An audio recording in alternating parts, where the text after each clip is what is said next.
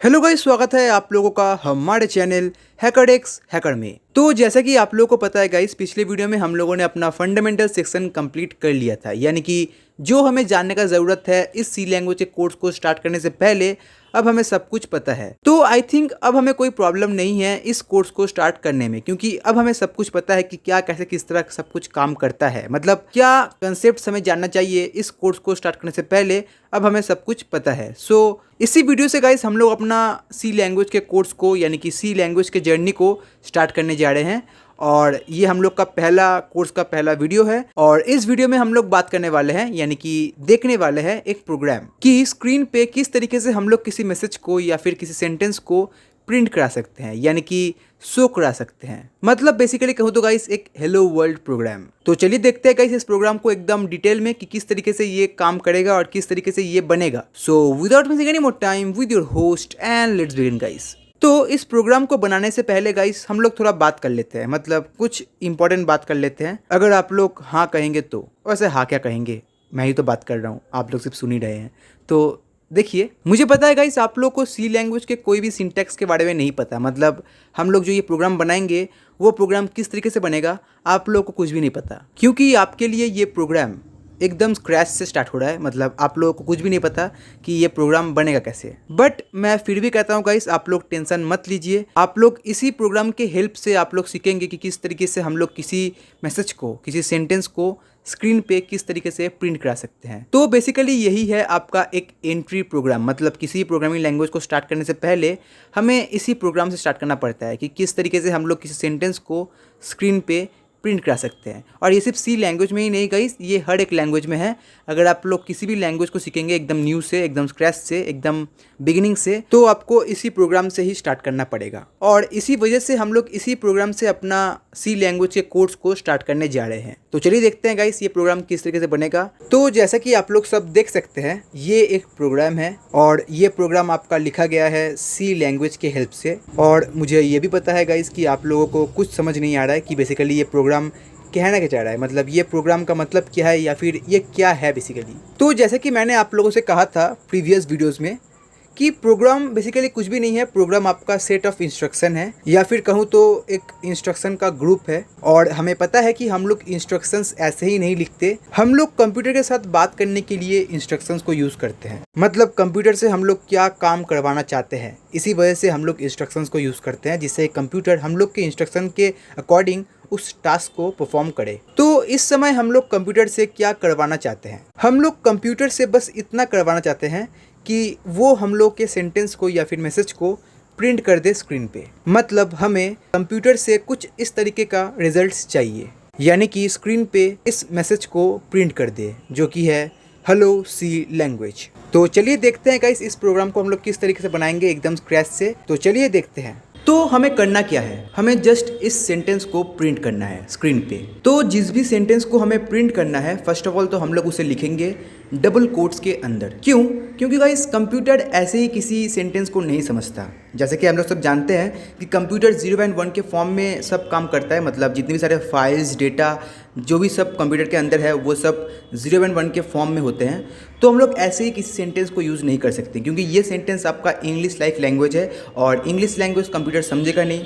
इसलिए first of all हमें इस सेंटेंस को बनाना पड़ेगा स्ट्रिंग, क्योंकि कंप्यूटर समझता है स्ट्रिंग्स को, और यही स्ट्रिंग कन्वर्ट होता है आपका 0 एंड 1 लैंग्वेज में। तो जिस भी सेंटेंस को हमें यूज़ करना है हम लोग के प्रोग्राम के अंदर, तो उस सेंटेंस को हम लोग डबल कोट्स के अंदर लिखेंगे। डबल कोट्स के अंदर हम लोग जो कुछ भी लिखते हैं, जो कुछ भी, अगर हम लोग किसी नंबर का यूज़ करें या फिर कोई सिंबल का यूज़ करें या फिर कोई कैरेक्टर्स का यूज़ करें, कुछ भी अगर हम लोग यूज़ करते हैं डबल कोट्स के अंदर, या फिर कुछ भी अगर हम लोग लिखते हैं डबल कोट्स के अंदर, तो उसे हम लोग कहते हैं स्ट्रिंग। तो ठीक है, हम लोग इस सेंटेंस को डबल कोट्स के अंदर लिखते हैं। अब हमें करना क्या है, हम लोग जब इस सेंटेंस को डबल कोट्स के अंदर लिख दिए, अब हमें मेनली करना क्या है, मतलब हम लोग का टास्क क्या है। देखिए, हम लोग का टास्क है इस सेंटेंस को प्रिंट करना कंप्यूटर के अंदर। तो टास्क जैसा है गाइस वैसे ही हम लोग बात करेंगे, मतलब हमें प्रिंट करना है तो हम लोग इसे प्रिंट करेंगे।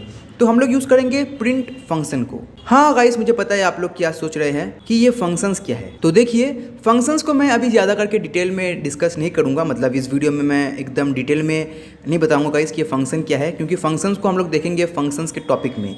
मतलब सी लैंग्वेज में गाइस फंक्शंस का एक अपना बहुत बड़ा टॉपिक है, तो हम लोग उस टॉपिक में फंक्शंस को पूरा कंप्लीट करेंगे। बट अभी के लिए आप लोग ये समझिए, फंक्शंस कुछ भी नहीं है, वो जस्ट एक ब्लैक बॉक्स है जिसके अंदर क्या है हमें नहीं पता, और ऊपर से हम लोग जानना भी नहीं चाहते क्योंकि हमें जस्ट उस ब्लैक बॉक्स को यूज़ करना है। अब ये ब्लैक बॉक्स या फिर ये फंक्शन काम क्या करता है, तो देखिए हर एक फंक्शन आपसे कुछ ना कुछ इनपुट लेता है, मतलब आप उस फंक्शन को कुछ ना कुछ देते हैं और उसके रिटर्न में वो फंक्शन आपको देता है उस इनपुट का रिजल्ट, या फिर कह सकते हैं आप लोग आउटपुट। कुछ फंक्शंस आपको कुछ भी नहीं देता, मतलब कोई भी रिजल्ट नहीं देता, और कुछ फंक्शंस आपको कम से कम एटलीस्ट एक रिजल्ट देता है, यानी कि एक आउटपुट देता है। तो फंक्शंस क्या है गाइस, इसके बारे में हम लोग किसी वीडियो में डिटेल में बात करेंगे, मतलब फंक्शंस के टॉपिक में।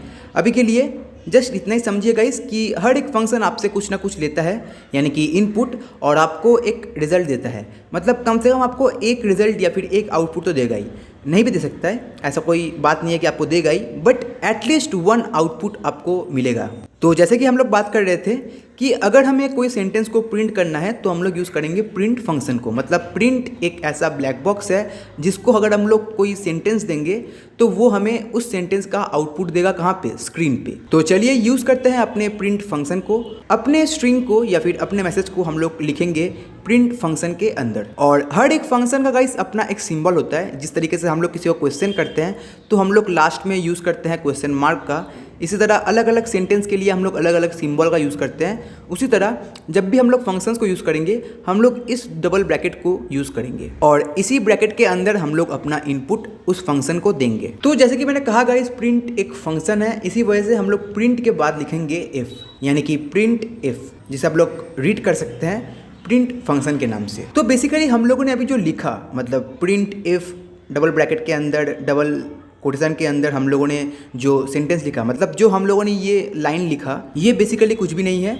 ये जस्ट आपका एक इंस्ट्रक्शन है। आपने अभी एक इंस्ट्रक्शन लिखा कंप्यूटर के लिए, जिससे कि कंप्यूटर हम लोग के इस इंस्ट्रक्शन के अकॉर्डिंग वो काम को कर सके। कौन सा काम को?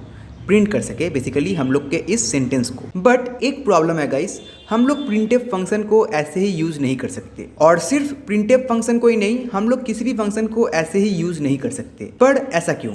देखिए, जैसे कि मैंने कहा था आप लोगों से कि प्रिंटफ आपका एक ऐसा ब्लैक बॉक्स है कि जिसके अंदर क्या है हमें कुछ भी नहीं पता। मतलब उसके अंदर कुछ तो है जो ये काम करता है, मतलब प्रिंट करने का काम करता है। उसके अंदर कोई इंस्ट्रक्शन तो ऐसा है जो कि प्रिंट करता है हम लोग के सेंटेंस को, बट क्या है हमें नहीं पता। बट जो कुछ भी लिखा है, मतलब जो भी इंस्ट्रक्शन लिखा है, वो एक फाइल में रिटर्न है, मतलब वो एक फाइल में सब कुछ लिखा हुआ है, और उस फाइल का नाम है आपका stdio.h, जिसे हम लोग कहते हैं standard input output header file. ये एक ऐसा फाइल है कि जिसके अंदर बहुत टाइप के फंक्शंस के इंस्ट्रक्शन लिखे हुए हैं, और प्रिंटफ फंक्शन जिस तरीके से काम करता है उसका इंस्ट्रक्शन भी इस फाइल में लिखा हुआ है। तो इसीलिए अगर हमें प्रिंटफ फंक्शन को यूज़ करना है तो हमें पहले उस फाइल को अपने प्रोग्राम में लाना पड़ेगा, यानी कि इंक्लूड करना पड़ेगा। तो चलिए इंक्लूड करते हैं बिना किसी देरी के। तो हम लोग करेंगे क्या, हम लोग जस्ट सिंपली लिखेंगे, मतलब जो हमें करना है बेसिकली, हमें क्या करना है, हमें इंक्लूड करना है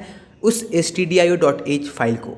तो हम लोग यही लिखेंगे, और क्या हम लोग लिखेंगे include stdio.h double angular bracket के अंदर, और इस लाइन के पहले, मतलब इंक्लूड के पहले हम लोग लिखेंगे एक साइन, और वो है आपका हैश ट्रैग। अब ये हैश ट्रैग क्या है? देखिए, आप लोगों को पता है गाइस ये हैश टैग क्या है। आप लोग हमेशा कुछ भी अगर पोस्ट करते हैं फेसबुक में या इंस्टाग्राम में या ट्विटर में, आप लोग इस हैश टैग को हमेशा यूज़ करते हैं। क्या है बेसिकली? ये आपका एक टैग नेम है। आप लोग कह सकते हैं कि हैश टैग ओ माई गॉड, या फिर हैश टैग ब्यूटीफुल, या फिर मतलब जो आप लोग हैश टैग यूज़ करते हैं ना, ये वो नहीं है। ये जो हैशटैग है गाइस, इसे हम लोग कहते हैं सी लैंग्वेज में प्री प्रोसेसर डायरेक्टिव। अब ये प्री प्रोसेसर डायरेक्टिव क्या है, इसके बारे में हम लोग प्री प्रोसेसर के टॉपिक में बात करेंगे। मतलब वो बहुत ही डीप कंसेप्ट है, तो मुझे पता है गाइस आप लोग अभी नहीं समझेंगे कि क्या है, इसलिए अभी हम लोग इसे एकदम बेसिक रखते हैं। ये क्या है ये हैश टैग, इसके बारे में हम लोग बाद में बात करेंगे। बट अभी के लिए ये मान लीजिए कि जब भी हमें किसी फाइल को इंक्लूड करना होगा अपने प्रोग्राम में, हम लोग इस सेंटेंस को लिखेंगे या फिर इस लाइन को लिखेंगे हैश इंक्लूड, फिर जो आपका फाइल का नाम है। तो इस लाइन को लिखने से गाइस हम लोग अब अपने प्रिंटफ फंक्शन को यूज़ कर सकते हैं। मतलब stdio.h फाइल को हम लोगों ने जैसे ही अपने प्रोग्राम में इंक्लूड किया, जैसे ही हम लोगों ने अपने इस प्रोग्राम में यूज़ किया, हम लोग अब प्रिंटफ फंक्शन को बिना किसी प्रॉब्लम के यूज़ कर सकते हैं। तो अगर लॉजिकली कहूँ तो गाइस हम लोग का प्रोग्राम अब रेडी है। मतलब अगर कंप्यूटर अगर इसे देखेगा तो कंप्यूटर के लिए ये एकदम प्रोग्राम सही नहीं है, बट हम लोग के लिए देखो तो गाइस ये प्रोग्राम एकदम करेक्ट है।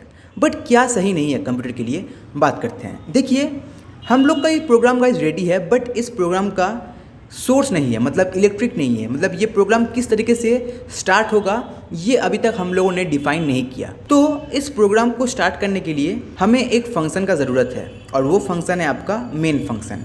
मेन फंक्शन क्या करता है गाइस, मेन फंक्शन से ही आपका प्रोग्राम का एग्जीक्यूशन स्टार्ट होता है। इसे आप लोग थोड़ा इस तरीके से समझिए कि मान लीजिए आपका जो फ़ैन है वो ऐसे ही नहीं चलेगा जब तक कि ना आप उसे इलेक्ट्रिक का सोर्स दे, मतलब इलेक्ट्रिक दे।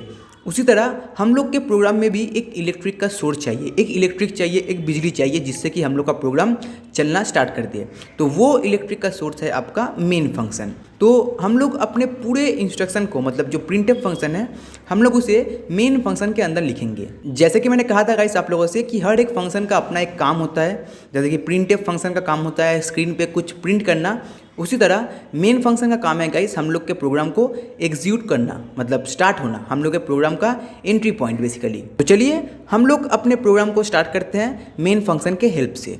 तो हम लोग लिखेंगे पहले मेन, फिर वो डबल ब्रैकेट, और जो हम लोग का इंस्ट्रक्शन है यानी कि प्रिंटफ फंक्शन, उसे हम लोग डबल कर्ली ब्रैकेट के अंदर लिखेंगे। अब जैसे कि आप लोग सब देख सकते हैं मैंने मेन के पहले एक वर्ड का यूज़ किया, और वो है आपका वॉइड। तो ये वॉइड क्या है, मतलब मैंने वॉइड को क्यों यूज़ किया? देखिए वॉइड बेसिकली कुछ भी नहीं है, वॉइड आपका एक रिटर्न टाइप है। अब सवाल आता है गाइस कि रिटर्न टाइप क्या है। तो देखिए हर एक फंक्शन का अपना एक रिटर्न टाइप होता है। जैसे कि मैंने कहा था गाइस कि हर एक फंक्शन आपको कुछ ना कुछ आउटपुट देगा, कुछ ना कुछ आपको रिजल्ट देगा। बट वो रिजल्ट क्या देगा, मतलब कोई नंबर देगा, या फिर कोई कैरेक्टर देगा, या फिर कोई स्ट्रिंग देगा, मतलब कोई सेंटेंस देगा, क्या देगा? तो उस रिटर्न, मतलब जो हमें रिटर्न करेगा उसे हम लोग पहले डिफाइन करेंगे। मतलब वो फंक्शन हमें रिटर्न क्या करेगा, कुछ नंबर या फिर कुछ स्ट्रिंग या फिर कुछ कैरेक्टर। तो वॉइड बेसिकली कहीं कुछ भी नहीं है। वॉइड मतलब वो फंक्शन कुछ भी रिटर्न नहीं करेगा। बट मान लीजिए ऐसा होता कि वो फंक्शन हमें रिटर्न कर रहा है कोई नंबर, मान लीजिए 2, 3, 4, तो हम लोग लिखेंगे उस फंक्शन के रिटर्न टाइप में इंट यानी कि इंटीजर। तो ये क्या है गाइस, इंट, वॉइड, कैड, इसके बारे में हम लोग नेक्स्ट वीडियो में बात करेंगे। बट अभी के लिए आप लोग समझिए कि हर एक फंक्शन का अपना होता है एक रिटर्न टाइप। तो हमें पहले तो गाइस उस फंक्शन का रिटर्न टाइप को डिफाइन करना है कि वो फंक्शन क्या देगा। तो इस केस में हम लोग का जो मेन फंक्शन वो कुछ भी रिटर्न नहीं कर रहा है, और लॉजिकली गाइस हम लोग का मेन फंक्शन कुछ भी रिटर्न नहीं करता है। मतलब अगर हम लोग चाहेंगे तो वो रिटर्न करेगा, बट एक्चुअली में वो कुछ रिटर्न करता है नहीं। तो हम लोग जस्ट यहाँ पे लिखेंगे वॉइड। हाँ गाइस, मुझे पता है आप लोग क्या सोच रहे हैं कि आप लोगों को अभी भी डाउट क्लियर नहीं हुआ होगा कि ये रिटर्न टाइप क्या है, मतलब ये वॉइड इंट क्यों लिख रहे हैं, बेसिकली क्या इसका यूज़ क्या है। तो आप लोग अभी इसके बारे में चिंता मत कीजिए, मैं इसके ऊपर में एकदम डिटेल में बात करूंगा कि ये इंट, वॉइड, कैड क्या है बेसिकली और क्यों हम लोग इसे यूज़ करते हैं। बट अभी के लिए जस्ट इसे यूज़ कीजिए मेन फंक्शन के पहले, वॉइड। ओके, तो एट लास्ट गाइस हम लोग का प्रोग्राम अब रेडी है। मतलब अगर बात करें लॉजिकली या फिर कंप्यूटर के नज़रिए से अगर देखें तो गाइस ये प्रोग्राम अभी भी सही नहीं है, कुछ मिस्टेक है। लेकिन अगर बात करें ओवरव्यू, मतलब ओवरऑल गाइस हम लोग का प्रोग्राम अब रेडी है। तो चलिए देखते हैं गाइस ये प्रोग्राम में क्या गलती है ऐसे। तो चलिए गाइस हम लोग अपने इस प्रोग्राम को लिखते हैं आईडी पे। तो ये है हम लोग का आईडी गाइस, कोड ब्लॉक्स। तो ये है वो प्रोग्राम। चलिए गाइस इस प्रोग्राम को हम लोग रन करके देखते हैं। तो जैसे कि आप लोग सब देख सकते हैं गाइस, कंपाइलर हमें दे रहा है कुछ एरर, बोल रहा है गाइस बेसिकली कि हम लोगों ने सेमीकोलन का यूज़ नहीं किया है। तो एक्चुअली बात क्या है, मतलब क्यों हम लोग का कोड, हम लोग का प्रोग्राम रन नहीं हो रहा, क्यों कन्वर्ट नहीं हो रहा। देखिए गाइस हम लोगों ने जो लिखा प्रिंट फंक्शन, बेसिकली गाइस इसका मतलब क्या है कि हम लोग कंप्यूटर से कह रहे हैं, हम लोग कंप्यूटर को इंस्ट्रक्शन दे रहे हैं कि तुम्हें इस सेंटेंस को प्रिंट करना है। बट हम लोगों ने गाइस इस इंस्ट्रक्शन को स्टॉप नहीं किया। ये इंस्ट्रक्शन ऐसा लग रहा है गाइस कि ये इंस्ट्रक्शन अभी भी चालू है, मतलब अभी भी ये चल रहा है। जैसे कि गाइस हम लोग बोलते हैं ना, पहले तुम्हें अपने फ़ोन को ऑन करना है, सेकंड स्टेप तुम्हें अपने फ़ोन से फेसबुक के ऐप को ऑन करना है, थर्ड स्टेप फेसबुक के ऐप को ऑन करने के बाद तुमको फीड को चेक करना है, न्यूज़ फीड को चेक करना है। तो क्या है गाइस, ये एक एक करके इंस्ट्रक्शन है, मतलब पहले आपको ये करना है, फिर ये करना है, फिर ये करना है, ठीक है। तो आप लोगों ने जो कंप्यूटर को जो इंस्ट्रक्शन दिया, मतलब कंप्यूटर को आप कह रहे हैं कि तुम्हें इस स्ट्रिंग को, तुम्हें इस मैसेज को प्रिंट करना है, फिर आप लोगों ने इस इंस्ट्रक्शन के लास्ट में कुछ फुल स्टॉप नहीं लगाया है, मतलब ये इंस्ट्रक्शन ख़त्म नहीं हो रहा है ऐसा हमें देखने को लग रहा है। तो फर्स्ट ऑफ ऑल तो हमें इस इंस्ट्रक्शन को कंप्लीट करना पड़ेगा, मतलब फुल स्टॉप लगाना पड़ेगा। तो हम लोग के लैंग्वेज में जब भी हम लोग कोई सेंटेंस को लिखते हैं और अगर हमें उस सेंटेंस को स्टॉप करना है तो हम लोग यूज़ करते हैं फुल स्टॉप का। उसी तरह जब भी हम लोग कोई इंस्ट्रक्शन लिखेंगे सी लैंग्वेज में हम लोग यूज़ करेंगे सेमीकोलन का। मतलब गाइस हम लोग सेमीकोलन का यूज़ करेंगे फुल स्टॉप की जगह अपने इंस्ट्रक्शन को कंप्लीट करने के लिए, ठीक है। तो चलिए गाइस हम लोग अपने इंस्ट्रक्शन के लास्ट में लिख देते हैं सेमीकोलन। अब गाइस हम लोग चलिए इस प्रोग्राम को एक बार फिर से करते हैं रन, यानी कि कंपाइल करते हैं। जैसा कि आप लोग सब देख सकते हैं गाइस हम लोग का प्रोग्राम अब रेडी है, सही से चल रहा है और स्क्रीन पे दिखा रहा है गाइस हेलो वर्ल्ड। तो एट द एंड गाइस हम लोगों ने अपना पहला प्रोग्राम बना लिया, अपना पहला सी प्रोग्राम। तो आज के लिए बस इतना ही गाइस, फिर मिलते हैं नेक्स्ट वीडियो में, तब तक के लिए बाय।